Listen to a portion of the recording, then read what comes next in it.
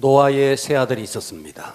따라서 합니다. 셈, 과격하게 셈, 함, 야벳. 자, 이 세 아들이 누가 첫째 아들이고 누가 둘째 아들이고 누가 셋째 아들이냐에 대해서 공방이 많습니다. 셈이 첫째 아들이다, 아니다, 셈이 막내다, 뭐 여러 가지 공방들이 있습니다. 그 부분은 다루지 않겠습니다. 뭐 누가 첫째면 어떻고 누가 둘째면 어떻겠습니까? 하지만 하나님은 누구의 하나님이 됐느냐? 셈의 하나님이 됐습니다. 이것이 중요합니다. 셈이 막내다, 셈이 둘째다, 셈이 장남이다, 이건 중요하지 않습니다. 누가 하나님의 그 노아를 통해서 직계 자손으로 흘러가느냐, 꼭 장자를 통해서 흘러가는 게 아니었다는 거예요. 하나님은 분명히 나는 셈의 하나님이 되겠다. 그래서 이 셈의 셈을 통해서 누가 나오느냐? 아브라함이 나와요. 오늘 족보를 쭉 보니까 자, 셈의 족보는 이러하니라. 그렇습니까? 아멘. 그리고 끝에 가서는 베라는 70세에 아브라함을 낳았다. 그렇죠? 아멘. 그래서 셈을 통해서 누가 나왔는데? 아브라함이 나왔다. 아브라함을 통해서 누가 나왔는데? 예수 그리스도가 나왔다. 이게 중요한 거예요. 아멘. 그래서 이 족보에서 야벳과 함은 이제 탈락됩니다. 자, 오늘은 여러분들에게 셈의 족보 가운데서 두 선민이 있습니다. 그러니까 셈 자손 가운데서 자, 4대째에 가면 에벨이 나와요. 에벨이 나와요. 에벨이 나오고 노아에서 셈에서 6대째에 누가 나오느냐 하니까 벨렉과 욕단이 나옵니다. 오늘은 제가 이 두 사람이 얼마나 중요하냐, 그래서 저는 오늘 설교의 제목을 두 선민이다. 따라서 합니다. 두 선민. 두 선민. 예. 셈의 족보 가운데 두 선민이 있더라는 거예요. 눈을 부릅뜨셔야 됩니다. 아멘. 할렐루야. 아멘. 졸렸고 착정하지 마시고 오늘 큰 은혜 받아야 됩니다. 아멘. 할렐루야. 아멘. 자, 셈의 후손 가운데 주목해야 할 두 사람. 자, 10절 봅니다. 찬찬히 봅니다. 은혜 받으십시오. 아멘. 자, 셈의 족보는 이러하니라. 그렇죠? 아멘. 셈은 100세 곧 홍수 2년에 따라서 합니다. 아르박삿. 네, 이 아르박삿이 셈의 이제 2대가 되는 거죠. 맞습니까? 아멘. 자, 아르박삿을 낳은 뒤에 500년을 지내며 자녀를 낳았으면 아르박삿은 35세에 따라서 합니다. 셀라. 자, 셀라가 3대예요. 3대. 맞습니까? 자, 13절 셀라를 낳은 후에 403년을 지내며 자녀를 낳았으며 셀라는 30세에 따라서 합니다. 에벨. 자, 이 4대 때에 에벨이 나온다는 거예요. 이제 이 중요한 인물 에벨이 나와요. 자, 그리고 15절에 보니까 에벨을 낳은 후에 403년을 지내며 자녀를 낳았으며 에벨은 34세에 이제 중요한 인물이 나와요. 따라서 합니다. 벨렉.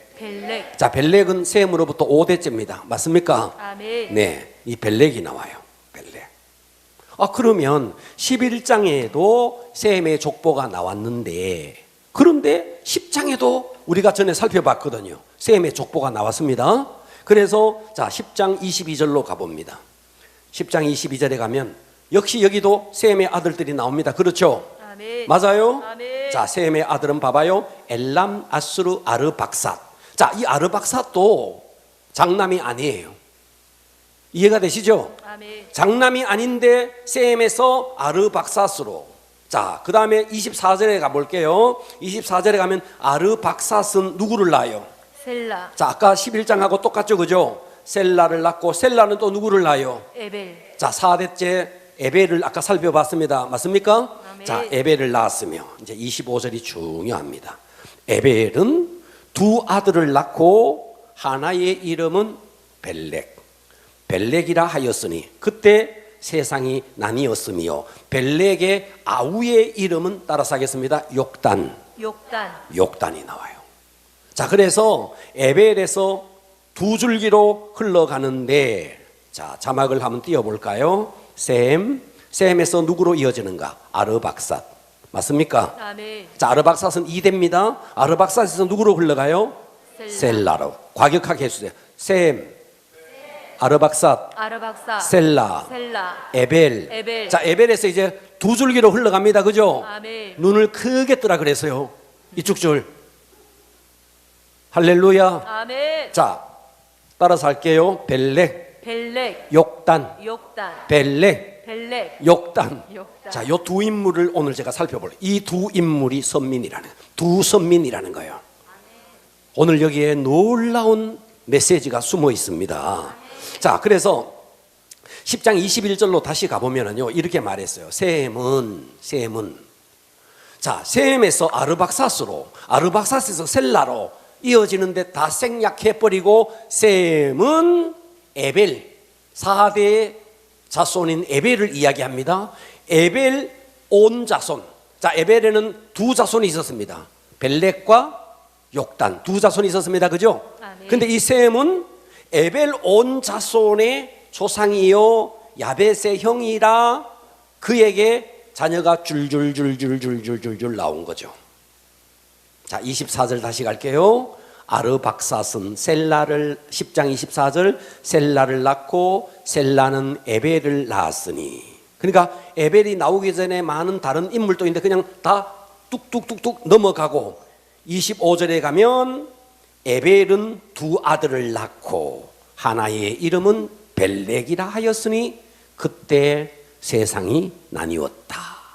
셈의 자손, 함의 자손, 그리고 야벳의 자손, 이렇게 세상이 나뉘었다. 벨렉의 아우의 이름은 욕단이며 벨렉 자손과 욕단 자손이 쫙 이렇게 갈라집니다.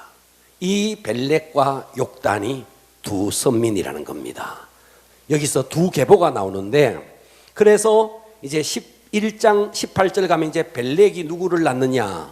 루를 낳습니다. 맞아요? 아멘. 자, 26절까지 읽어보세요.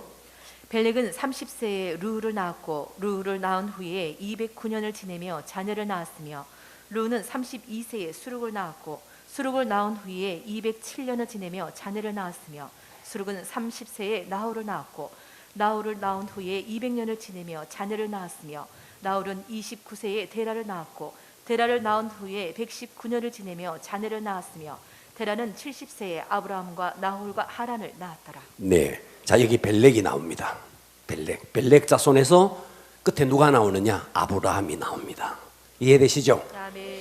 그러면 이 벨렉은 어디에 살았느냐? 당시에, 자, 노아가 있었습니다. 노아가 홍수가 끝났습니다. 아라랏산 언덕에 노아의 방주가 머물렀습니다.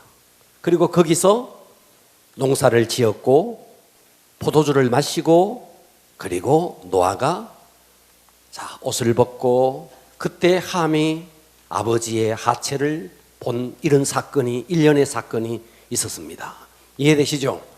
그러면서 그때 당시에 자, 셈에서 쭉 흘러가서 벨렉은 어디에 살았느냐 하면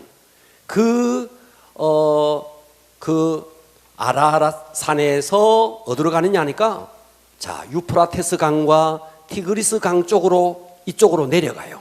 자, 이쪽으로 갑니다. 벨렉은 그쪽으로 갑니다. 이해되십니까? 벨렉이 그쪽으로 가요. 그쪽으로 가면서 이 벨렉은 함의 자손 가운데 누가 나왔느냐 하니까 니므롯이 나왔습니다. 이해되시죠? 이 니므롯이 뭐를 만들었느냐? 바벨탑을 쌓았습니다. 그랬죠, 그죠? 바벨탑을 쌓았는데 이 벨렉은 바벨탑을 쌓는 이 니므롯의 그 선동의 함의 자손과 함께 바벨탑을 쌓는데 이 벨렉 자손은 동조를 하게 됩니다. 잘 들으셔야 돼요. 이해됩니까? 그러니까 대홍수에서 생존한 인물들 가운데, 자, 벨렉 자손이 함의 자손 쪽으로 가서 거기서 바벨탑을 쌓는데 동조를 하고 거기서 계속 자손을 낳으면서 그 지역이 어느 지역이냐니까 지금의 이라크 지역입니다. 거기가 성경에서 말하는 갈대아 우르라는 지역입니다. 이해되시죠? 그 갈대아 우르라는 지역에 누구까지 살고 있었느냐? 아브람까지 갈대아 우르에서 살고 있었던 겁니다.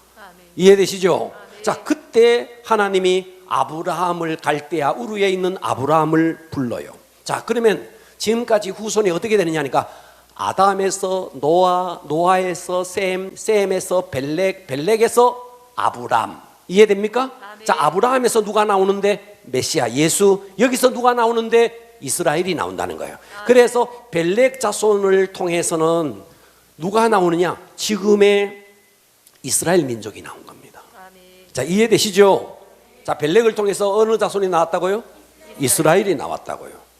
자, 그래서 첫 번째 선민 벨렉 자손을 통해서 하나님이 주시는 메시지. 그래서 첫째, 벨렉의 후손인 이스라엘을 선택한 이유가 뭐냐? 첫 번째는 이 이스라엘, 이 민족을 통해서 누가 오느냐? 구세주가 오기 위해서. 아멘. 누가 오기 위해서? 그래서 창세기 3장 15절에는 내가 너로 여자의 원수가 되게 하고, 아담을 두고 말하는 거죠. 네 후손 예수 그리스도를 말하는 겁니다. 네 후손도 이게 바로 원복음, 원복음.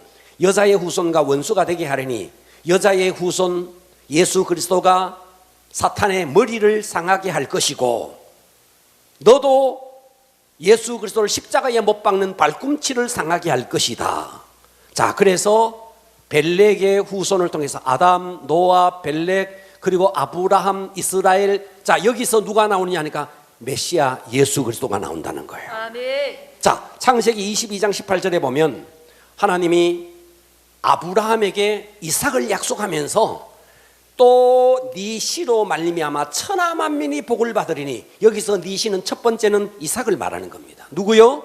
이삭을. 그러나 궁극적으로는 누구를 말하느냐? 예수 그리스도를 말하는 겁니다. 아멘. 그러니까 벨렉의 후손을 통해서 아브라함이 나오고, 그 아브라함을 통해서 이삭, 야곱이 나오고, 야곱을 통해서 이스라엘의 12지파가 생겨나고, 여기서 누가 나오는데? 지금의 이스라엘 민족이 나왔다는 거예요. 아멘.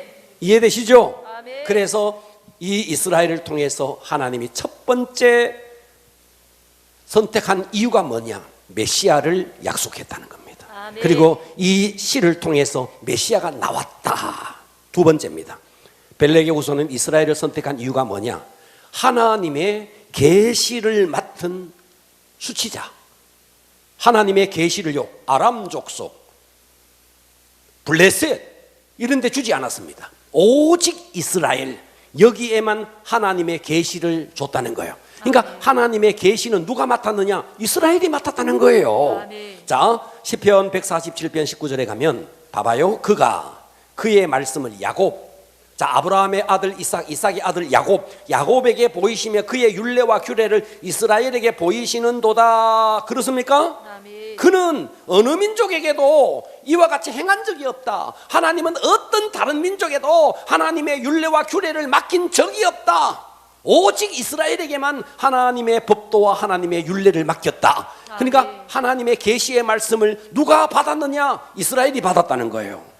이해되시죠? 아멘. 바울이 나중에 이 부분을 이렇게 이야기해요. 로마서 3장 1절에 가면 그런즉 유대인의 나음이 무엇이냐, 할례 유익이 무엇이냐, 범사에 많은데 우선은 그들이, 이스라엘이 하나님의 말씀을 맡았다. 아멘. 이해됩니까? 아멘. 자, 하나님이 이스라엘을 선택한 이유, 이스라엘을 통해서 누가 오는데? 메시아가 오기 위해서. 아멘. 하나님이 이스라엘을 선택한 이유 두 번째, 그들이 하나님의 계시의 말씀을 맡았다는 겁니다. 아멘. 아멘. 자, 세 번째입니다. 벨렉의 후손은 이스라엘을 선택한 이유 세 번째는, 그러니까 이 이스라엘을 통해서 계시의 전달자로서 전 세계 복음화를 하나님이 이루기 위해서 이스라엘을 선택했다는 거예요. 아멘. 이해됩니까? 아멘. 자, 그러면 한번 봐봐요. 하나님의, 자, 예수님의 12제자 가운데 베드로, 야고보, 요한 쭉 나옵니다. 다 누군데? 유대인이에요. 맞아요? 아멘. 자, 그 다음에 바울이 나와요. 바울이 누군데? 유대인이에요. 아멘. 맞아요? 아멘. 그들이 사마리아로 가요. 그들이 안디옥으로 가요. 다 누가 갔는데? 유대인이 간 거예요. 그러니까 첫 번째 이 계시의 전달자가 누구였느냐 하니까 유대인이었다는 거예요. 아멘. 유대인에 의해서 그러니까 바울에 의해서 당시의 세계였던 로마까지 가서 복음이 전달되는데 그게 누구냐? 한국 사람이 아니라는 거예요. 누군데? 유대인이라는 거죠. 그러니까 벨렉의 후손인 이스라엘을 통해서 하나님께서 그들을 선택한 이유 세 가지. 첫 번째는 메시아가 오기 위해서, 두 번째는 계시의 말씀의 수치자로서, 그리고 세 번째는 계시의 말씀을 전달해서 세계 복음화를 이루기 위해서 유대인 벨렉의 후손인 이스라엘을 선택했다. 아멘. 첫 번째 선민입니다. 아멘. 이해가 가십니까? 그런데 예수님이 구약의 약속의 말씀대로 자기 땅 유대 땅에 예수가 왔어요. 아멘. 아멘. 그런데 자기 땅에 오매 자기 백성들이 영접했다 안 했다? 안 했다. 영접을 안 했어요. 그래서 이스라엘 백성들은 하나님의 율례와 법도를 받았지만 이스라엘 백성들은 계속해서 불순종의 길을 걷습니다. 배반의 길을 걷습니다. 급기야 어디까지? 그들에게 독생자 예수 그리스도를 주셨는데 예수 그리스도까지 십자가에 못 박는 일을 누가 했는데? 벨렉의 후손인 이스라엘이 그 일을 했다 이 말이에요. 아멘. 이해가 되시죠? 아멘. 그래서 마태복음 27장 25절에 백성들이 예수를 십자가에 못 박을 때 이렇게 이야기합니다. 백성들이 이들이 누군데? 유대인이거든. 다 대답하여 이르되 그 피를 예수님을 십자가에 못 박고 그 피를 우리와 우리 자손에게 돌릴지어다. 이거 진짜 어마어마한 무서운 저주의 말을 이들이 서슴없이 하는 거예요. 예수를 십자가에 못 박으면서 그 피값을 우리에게 돌려라는 겁니다. 여러분 말 함부로 하면 안 됩니다. 아멘. 예수를 십자가에 못 박으면서 그 피를 우리 자손에게 돌릴지어다 이렇게 말한 거죠. 그래서 마태복음 23장 34절에 보면 그러므로 잘 봐봐요. 내가 너희에게 선지자들과 지혜 있는 자들과 서기관들을 보내매 너희가 그 중에 더러는 죽이고 십자가에 못 박고 그 중에 더러는 너희 회당에서 채찍질하고 이 동네에서 저 동네를 따라다니며 박게 하며 그러므로 의인 아벨의 피로부터 성전과 제단 사이에 너희가 죽인 바라가의 아들 사가랴의 피까지 땅 위에서 흘린 의로운 피가 다 따라서 합니다. 너희에게 돌아가리라. 예. 그들이요 예수를 십자가에 못 박고 그 피값을 우리와 우리 자손에게 돌려달라. 그 말대로 너희에게로 돌아가리라. 그래서 그들은 그들에게 메시아가 오리라. 그리고 하나님의 약속의 말씀의 수치자로서 그 계시의 말씀을 전달하는 전달자로서 그래서 그들을 통해서 세계 복음화를 꿈꾸었지만 그들은 메시아 대신 예수를 십자가에 못 박고 계속해서 반역의 역사를 이끌어 나가다가 자기의 피를 예수의 피를 자기와 자기 자손에게 돌려달라. 그 피값이 그대로 돌아갔으니 AD 70년 로마의 티투스 장군에 의해서 4개 군단 약 8만 명의 군대가 로마 통치에 항거하는 유대인들을 섬멸하기 위해서 예루살렘을 침공합니다. 그때 유대인 몇 명이 죽느냐? 110만 명이 죽어요. 칼과 기근에 죽습니다. 그리고 9만 7천 명이 포로로 끌려갑니다. 그리고 나머지 유대인들은 전 세계로 흩어지기 시작. 디아스포라 전 세계로 흩어져. 그리고 2000년 동안이나 그들은 나라 없는 민족으로 전 세계에 흩어져 있었습니다. 그리고 드디어 1948년 5월 14일에 나라를 회복했어요. 그리고 이 이스라엘 민족의 박해가 절정을 이룬 사건이 뭐냐 하니까 나치 독일에 의해서 600만 명이 가스실에 들어가서 다 죽었던 겁니다. 뭔 말 하나 때문에 백성들이 다 대답하여 이르되 그 피를 우리와 우리 자손에게 돌릴지어다. 예수를 십자가에 못 박고 그 피값을 우리 자손에게 돌릴지어다. 2000년 동안 나라 없는 민족으로. 여러분 진짜 무시무시한 일이 벌어진 것입니다. 듣고 계시죠? 아멘. 그러는 동안에 이 벨렉의 후손인 이스라엘이 반역과 배반의 역사를 계속해 가는 동안에 하나님은 그러면 어떻게 했느냐? 욕단의 자손을 쓰기 시작하는 겁니다. 자, 그래서 이 벨렉의 후손이 계속해서 하나님을 반역할 때에 하나님은 그때 바울을 딱 선택해서 어떻게 하느냐? 자, 사도행전 13장 46절에 가면 바울과 바나바가 대답하여 말하여 이르되 하나님의 말씀을 마땅히 너희에게 유대인인 너희에게 전할 것이로되 너희가 그것을 버리고, 듣고 계시죠? 아멘. 그것을 버리고 영생 얻기에 합당하지 않는 자로 자기들이 자처하기로. 그래서 우리가 누구에게로 간다? 이방인에게로 향하노라. 할렐루야. 아멘. 주께서 이같이 우리에게 명하사 내가 너를 이방의 빛으로, 하나님이 바울을 이방의 빛으로 삼아 너로 땅끝까지 구원하게 하리라 하셨느니라. 그래서 이 벨렉 자손이 계속해서 하나님의 아들 예수 그리스도를 십자가에 못 박고 배반과 모반의 역사를 계속하는 동안에 하나님은 이스라엘이 벨렉의 후손이었던 이스라엘이 그러는 동안에 바울을 통해서 이방에게로 복음이 흘러가게 했다 이 말이에요. 아멘. 이해되십니까? 아멘. 네. 그러나 하나님은 끝까지 이스라엘을 버리지는 않습니다. 로마서 11장 25절에 가면 형제들아 너희가 스스로 지혜 있다 하면서 이 신비를 너희가 모르기를 내가 원치는 않는다. 이 신비는 어떤 신비가 있는데 이방인의 충만한 수가 예수 그리스도에게로 하나님께로 돌아오기까지 이스라엘의 덜어는 우둔하게 했다. 이해됩니까? 그래서 26절에 그리하여 온 이스라엘이 나중에 가서는 끝내는 이스라엘이 구원받는다. 하나님이 이스라엘을 끝까지 버리지는 않는다. 이 벨렉의 후손인 아브라함의 후손인 쭉 흘러가서 이스라엘을 버리지는 않는다. 구원의 기회를 준다 하는 것입니다. 아멘. 자, 그렇다면 둘째. 자, 아까 에벨에서 따라서 합니다. 벨렉, 욕단. 자, 벨렉과 욕단으로 나눠졌습니다. 이렇게 그죠? 아멘. 그렇습니까? 아멘. 자, 욕단의 후손이 누구냐? 욕단의 후손이 대한민국이라는 거예요. 아멘. 이해가 가십니까? 아멘. 욕단의 후손이 누구라고요? 대한민국. 우리라고요, 우리.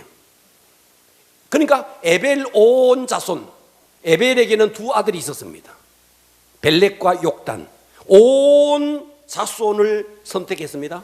그래서 에벨에서 한쪽으로는 흘러가서 벨렉을 통해서 이스라엘, 또 한쪽을 통해서 욕단을 통해서 대한민국이 나온 거죠. 할렐루야. 아멘. 자, 10장 25절 보겠습니다. 자, 봐봐요. 에벨은 잘 보셔야 돼요. 아멘. 에벨은 두 아들을 낳았습니다. 하나의 이름은 벨렉. 그때 세상이 나뉘었다. 벨렉의 아우의 이름은 욕단. 맞아요? 아멘. 자, 욕단은 읽어보세요. 욕단은 알모닥과 셀렙과 하살마웻과 예라와 하도람과 우살과 디글라와 오발과 아비마엘과 스바와 오빌과 하윌라와 요밥을 낳았으니 이들은 다 욕단의 아들이요. 네, 여기까지. 욕단이 난 아들을 이야기하고 그 다음에 30절이 굉장히 중요한 구절입니다. 그들이 거주하는 욕단의 자손들이 거주하는 곳은 메사가 나와요. 메사가 어디냐? 메사는 이란 북동쪽에 메삿이라는 산이 있습니다. 지금 또 그 산에 있습니다. 메삿이라는 곳입니다. 그러니까 봐봐요. 벨렉의 자손들은 거기서 남쪽으로 내려가서 함의 자손들이 있는 쪽으로 벨렉의 자손들은 내려갔다면 이해가 돼요? 아멘. 욕단의 자손은 거기서 북과 동쪽으로 동북쪽으로 이해가 되십니까? 아멘. 이란 쪽으로 메삿, 지금 메삿이라는 산이 있습니다. 메삿 쪽으로 가면서 스발이 나와요. 스발. 이 스발이 어디냐? 이 스발이 바로 타키스탄에 지금 또 있습니다. 파미르 공원을 말합니다. 파미르 공원. 거기서 지나면 뭐가 나오는데 알타이 산맥이 나와요. 자, 이 알타이 산맥은 중앙아시아에 있습니다. 알타이 산맥이 나와요. 그래서 좀 더 지나가면 중국의 천산 산맥이 나옵니다. 자, 다시요. 자, 여기에 메사, 스발, 그 다음에 동쪽 산이라 그랬습니다. 파미르 고원을 지나서 알타이 산맥이 나오는데 알타이 산맥에서 동쪽으로 좀 더 가면은 거기에 나오는 게 뭐냐니까 시베리아입니다. 시베리아. 러시아의 시베리아. 그러면 잘 들으세요. 대한민국의 가장 우리나라가 최초로 이 나라가 세워진 데가 어디냐 하면 당군조선입니다. 당군조선이 세워진 땅이 어디냐 하면 지금의 한반도가 아니라는 거 아시죠?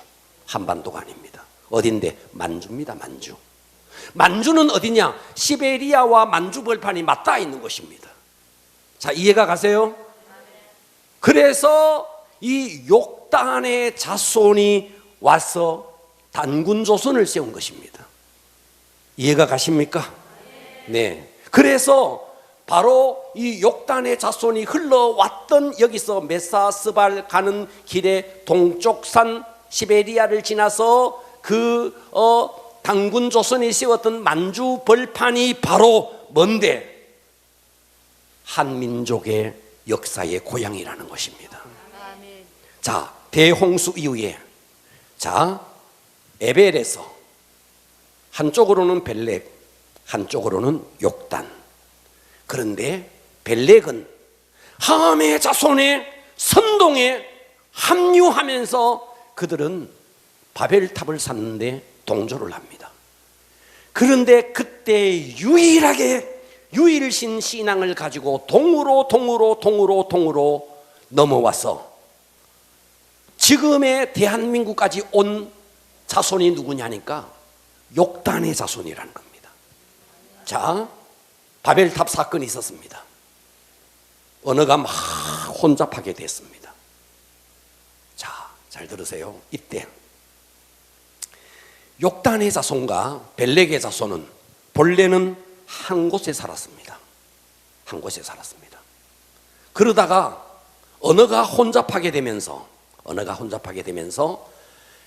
벨렉의 자손은 그쪽에서 팔레스타인 쪽으로 내려가고 욕단의 자손은 거기서 지금 여기서 말하는 메사와 스발과 동쪽 산으로 옮겨지면서 그들이 노래를 불렀습니다. 그 노래가 뭐냐? 알이랑. 자, 알이 뭐냐 하면 하나님이라는 뜻이에요. 알, 뭐라고요? 하나님. 이랑은 누구랑 with 하나님과 함께라는 말이 알이랑이에요. 알이랑. 이 알이랑이 시간이 지나면서 아리랑이 된 거죠. 아리랑. 원래는 뭐였느냐니까 알이랑. 누구랑 할 때 누구랑 무슨 말인지 알겠죠? 이랑 누구랑 순이랑 지연이랑 이랑 함께 간다는 말이죠. 그래서 알이랑은 하나님과 함께. 최초의 찬송가가 아리랑이에요. 아리랑 아라리요. 아리랑 고개를 넘어간다. 자, 봐봐요. 벨렉의 자손과 욕단의 자손이 셈의 자손으로서 에벨의 자손으로서 함께 모여 살았습니다. 그러면서 벨렉의 자손은 어땠느냐? 팔레스타인 쪽으로, 그리고 욕단의 자손은 지금 메사, 스발, 동쪽 산으로 이렇게 쭉 옮겨지면서 이미 언어는 나눠졌습니다. 하나는 지금의 히브리 말을 쓰는 사람이 되었고, 하나는 지금의 우리가 쓰는 이 언어를 쓰는 사람이 되었던 것이죠. 이해가 됩니까? 아멘. 자, 이때 이들이 서로 헤어지면서 어땠느냐 하니까 자, 지금 벨렉의 자손과 욕단의 자손은요, 한 형제입니다. 그렇지 않습니까? 그죠? 그러니까 그 안에서 형제간, 친척간, 연인간, 친구간 많은 관계들이 이제 언어가 나누어져 버리니까 이제 찢어지면서 큰 이별의 슬픔과 그 고통을 안고 이 욕단의 자손이 고개를 넘으면서 그 아픔을 가지고 알이랑, 우리가 비록 사람과는 헤어지지만 하나님과 함께 알이랑 고개를 넘어온 것입니다. 여기에서 누가 나왔느냐? 대한민국. 자, 물론 대한민국만은 아니에요. 거기서 중국이 나오고 거기서 인도, 자, 이 동쪽으로 흘러오면서 많은 민족이 있었는데, 그런데 자, 이 셈의 자손 가운데서 에벨에서 욕단과 벨렉으로 나누어지고, 이 욕단에게서 동쪽으로 오면서 힌두교가 나오고 여기서 유교가 나오고 온갖 마호메트 종교가 나오고 온갖 불교가 나오고 많은 종교가 나왔지만 모든 종교가 사탄이 잡아버린 종교였죠. 그런데 유일하게 욕단의 자손 가운데서 만주 땅에 지금 그 과거의 그 만주 땅에 고조선 단군 조선을 세우면서 유일하게 지금까지 흘러오면서 하나님을 섬기고 지금 또 예수 그리스도를 믿고 가는 동네마다 십자가가 있고 교회가 있는 나라는 전 세계에서 유일하게 대한민국밖에 없는 거예요. 아멘. 이거는 역사가 증명하는 겁니다. 아멘. 중국도 한국만큼 기독교가 없고요. 동의하셔야 됩니다. 아멘. 일본 가봐요. 교회를 찾기가 쉬운가? 교회가 없습니다.